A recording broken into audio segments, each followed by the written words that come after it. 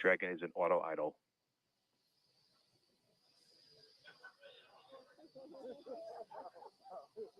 Confirmation that stage 2 LOX load is complete. Dragon and Falcon 9 fully fueled. Gas closeout has started. Expect loud venting. There's the gas closeout call that we expected. Additionally, we will be in auto idle. This puts the rocket in a state the flight computers understand before it takes over, making sure the transition to final countdown is smooth.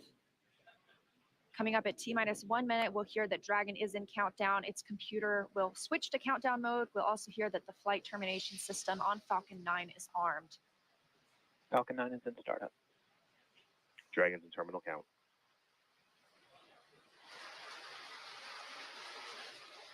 Dragon's flight computer in countdown and configured for launch, and the flight termination system now armed. Less than a minute until liftoff today. Dragon, SpaceX. This flight termination Go for launch. system. Dragon copy, go for launch. You heard it, Crew-7 getting the go for launch, just 30 seconds away for an on-time launch. At the time of liftoff today, the space station will be flying 260 miles over southeastern Iraq. T-minus 15. T-minus 10, 9, 8, 7, 6, 5, 4, 3, 2, 1. Engine full power and liftoff. Go Falcon, go Dragon, go Crew-7. Endurance ascends, an international crew destined for the International Space Station. Stage 1 That's propulsion is 1.7 million. Good calls from the propulsion officers here. Propulsion's nominal. 1.7 million pounds of thrust on Falcon 9, taking Crew-7 to the International Space Station, now traveling almost 300 miles per hour.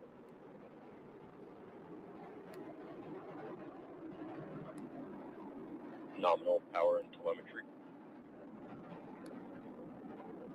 We are just about T plus 45 seconds into the 7th rotational crew mission on board Dragon and Falcon 9, and right now the vehicle is throttling down to help us pass through the period of maximum dynamic pressure.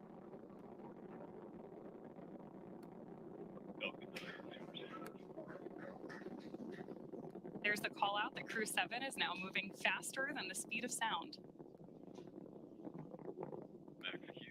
Stage 1 throttle up. Confirmation we have moved through max Q and are throttling back up. Copy, 1 Bravo. Heard that call from Jasmin on Crew-7, as well as confirmation from the ground. The call out for 1 Bravo means we are in the second and final abort mode for the first stage, continuing to get good performance. We've got engine chill on the second stage MVAC engine. We will then be looking for MECO, or main engine cutoff, where the 9 engines on the first stage will cut off ahead of the first and second stages separating. Then the single Merlin vacuum engine on the second stage will ignite.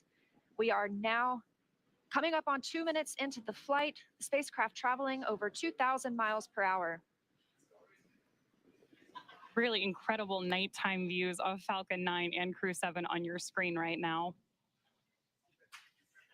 So as Leah just mentioned, we are keeping an eye on a couple of critical flight milestones coming up back to back here. Stage 1 throttle Those down. are going to be MECO. So main engine cutoff now that we're throttling down stage 1, followed by stage separation and second stage ignition. Main engine cutoff. Stage separation confirmed. Copy, 2 Alpha.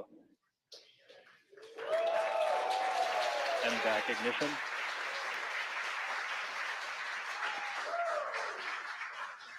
So there you heard and saw MECO, stage sep, and hopefully you heard Jasmin call out for the 2 Alpha abort mode just before second stage ignition.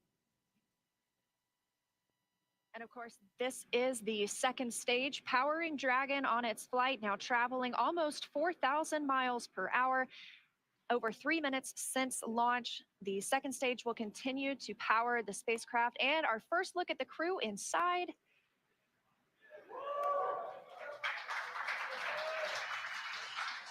We'll be standing by for SECO. That's the next major milestone for this second stage engine that comes shortly before 9 minutes into the flight. So we've still got some time on this engine.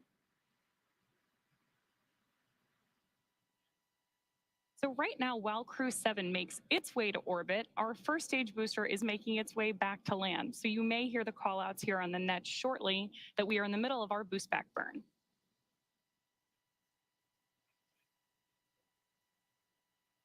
Right now, stage one is coasting. Dragon, SpaceX, trajectory nominal. Good call outs there that Dragon is on the right track. And confirmation from Commander Jasmin Moghbeli. Continuing to see good performance on this lone Merlin vacuum engine on the stage. Also, as we've heard, nominal trajectory. That's the guidance, navigation, and control officer here at SpaceX stating that we are on the correct path. Dragon's pointed in the right direction. The second stage continues firing until, like we mentioned, second stage engine cutoff at about 8 minutes and 50 seconds into the flight. Right now, we are 4 minutes and 30 seconds since our on-time liftoff, now traveling at 5,000 miles per hour. This single Merlin vacuum engine can provide over 220,000 pounds of thrust in the vacuum of space, doing its job to take our crew to the International Space Station today. Dragon, SpaceX, trajectory nominal. More good news from Mission Control. Acquisition of signal, Bermuda. So with that Bermuda call out, we actually know that the ground station transmitting this flight data back to us is coming from Bermuda.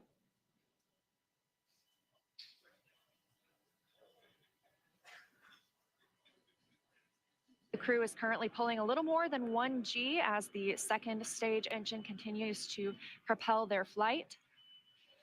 Continuing to hear good calls to the crew, now 5 minutes and 30 seconds into the flight, traveling at 6,400 miles per hour. Again, we will continue to see this second stage fire for about 3 more minutes.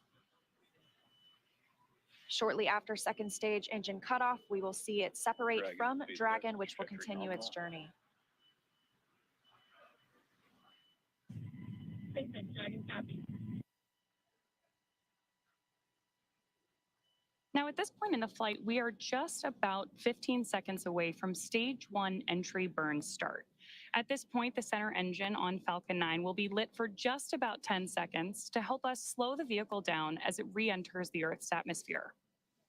That's not the only thing helping us on re-entry, though. The first stage sees high drag on re-entry, which scrubs roughly 70% of the velocity by the time the landing burn begins, which you just had great views of on the left-hand side of your screen. Florida Space Coast beginning to come into view in the background. All while Crew-7, of course, on the right-hand side of your screen, lit up by that MVAC engine, continues on its way to orbit.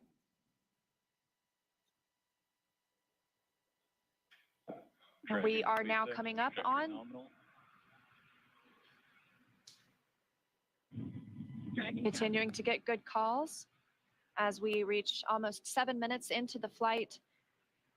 Crew traveling at 9,400 miles per hour. Again, we still have about 1 minute, 45 seconds left with the second stage propelling the crew. And of course, we are also expecting that landing burn start from Falcon 9 any second now. Great views.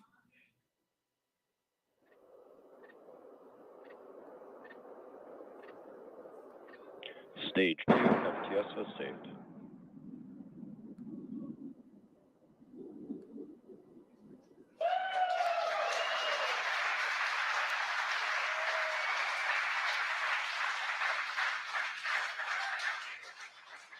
Great news there that stage 1 has successfully landed back at landing zone 1 in Florida. And stage 2 continues to propel Dragon and our Crew-7 crew members. We now are coming up on SECO, second stage engine cutoff. Again, looking at that about 8 minutes and 50 seconds into the flight. Everything continues as planned today, now traveling over 13,000 miles per hour. Again, we're looking for eventually a good orbital insertion at which we'll be traveling. Good calls here at Mission Control in Hawthorne.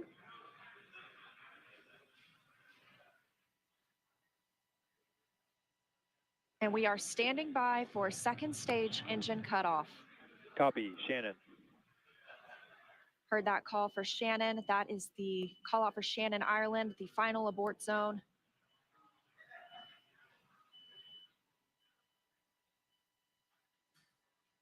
MVAC shutdown.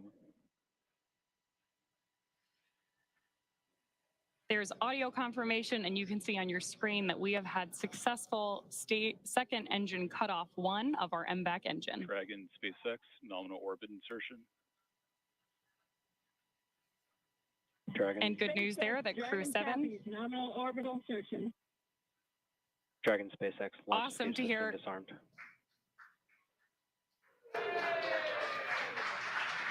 Dragon copy.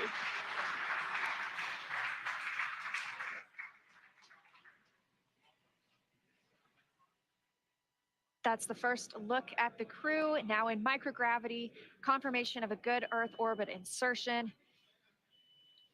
We are now coming up on 10 minutes into the flight. Of course, we saw second stage engine cutoff, and you're actually getting a look at their zero-G indicator there. We'll stand by for them to tell us a little bit more about that shortly, but we are also standing by for second stage separation from Dragon. Acquisition of signal in Finland. So as Leah mentioned, right now, Dragon and Stage 2 are still attached. Great views of that zero-G indicator there. And what we're doing right now is basically letting any residual dynamics of the vehicle settle out prior to separation.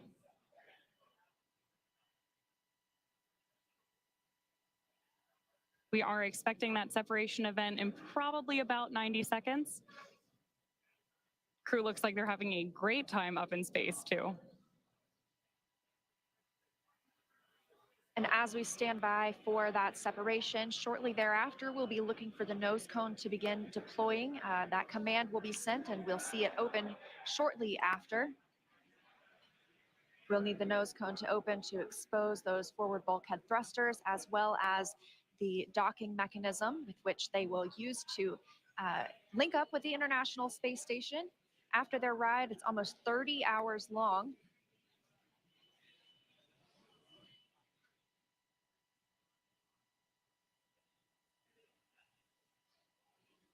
Again, we had liftoff right on time today at 3:27 a.m. Eastern Time.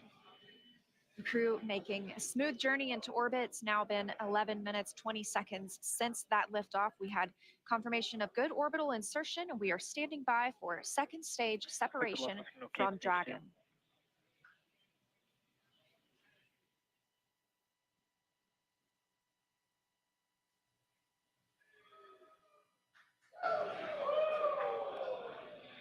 Great views of Mission Control here in Hawthorne, California. And the SpaceX team standing in the background, standing by for Dragon separation.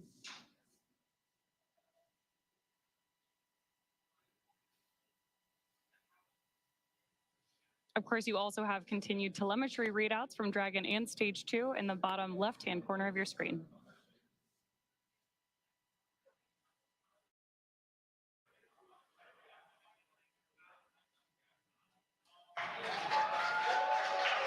Dragon separation confirmed. Crew-7, on behalf of the Falcon team, I'd like to welcome you to orbit. We hope you enjoyed the ride on Falcon 9. Space travel is difficult, even though you make it look easy, so thank you for trusting us to get you up there. It's not a bad way to spend a day in the office. Stand by for words from the launch director.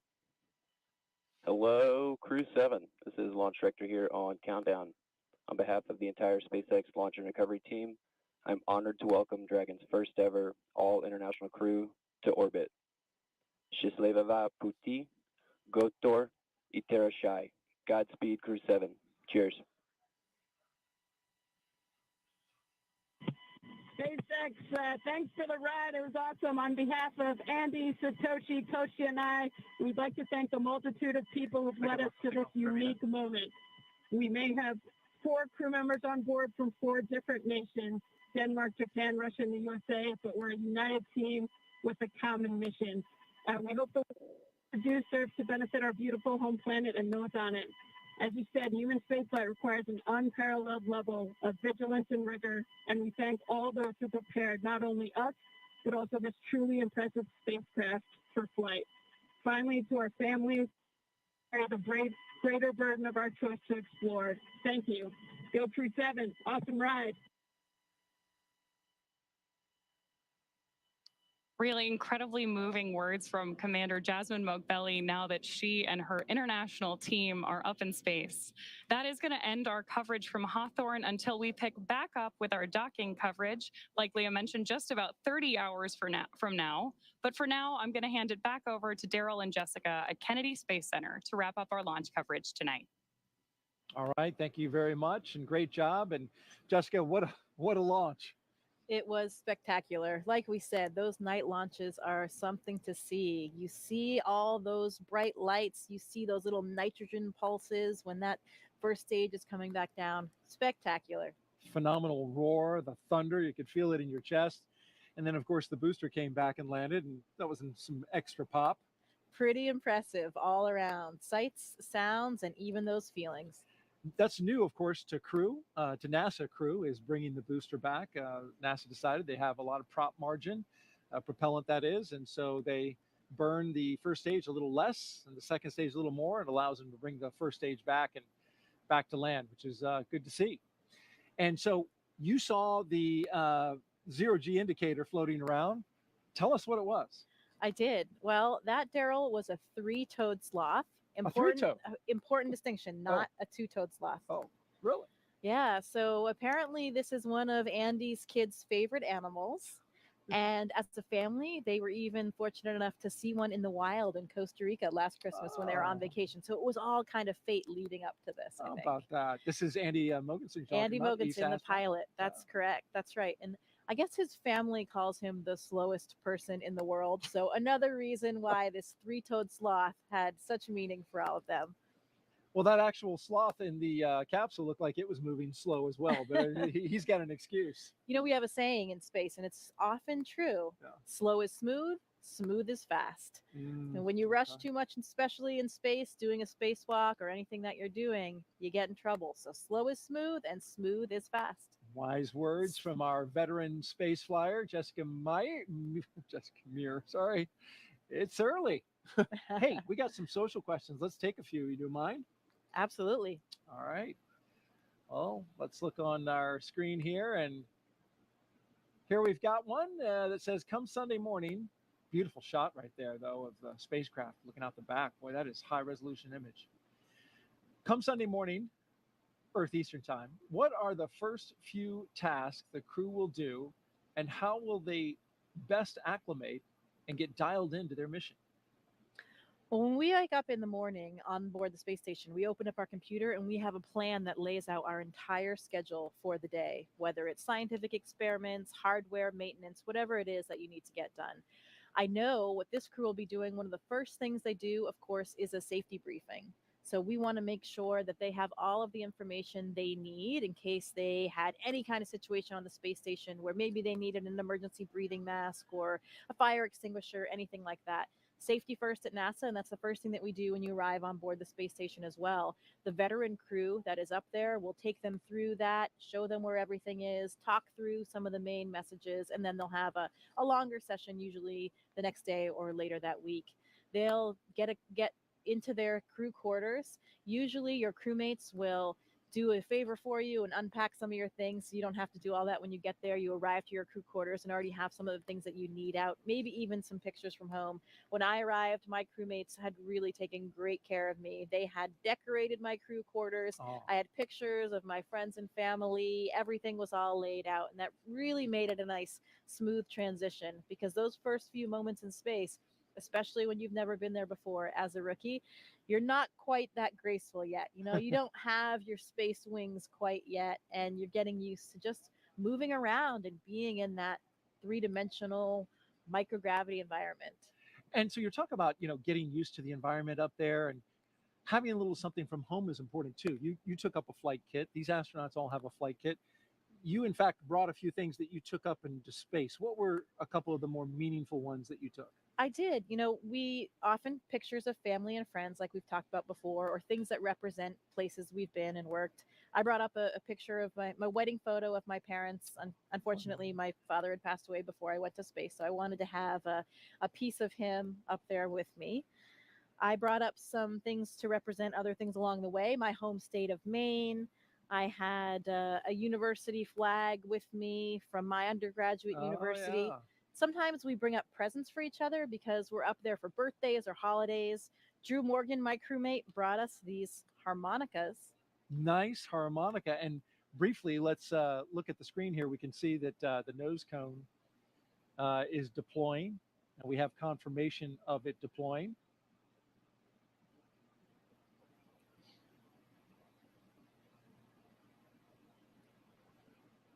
Beautiful shot there.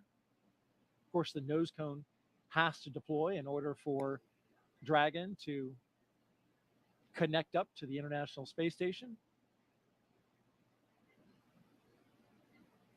And once this clears out of the way, it is quite a view.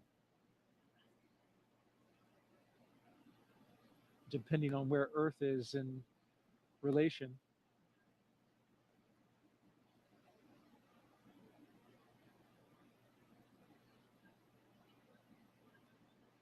Okay, looks like we're pointed mostly in space, which makes sense. Sometimes you get an Earth view. There's a lot of space in space. There is. There certainly is indeed. And then what else?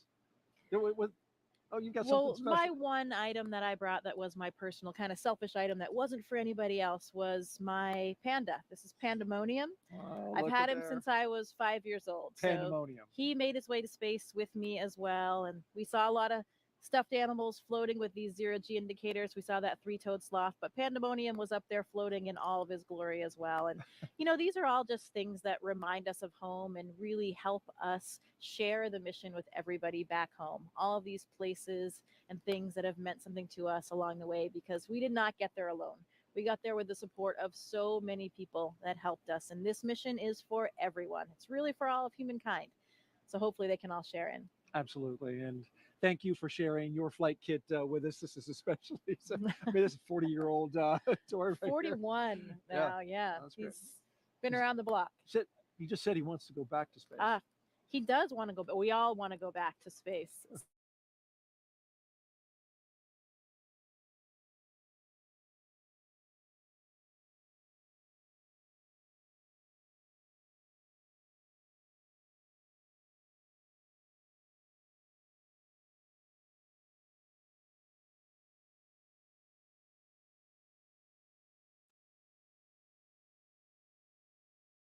Is affected by time and space.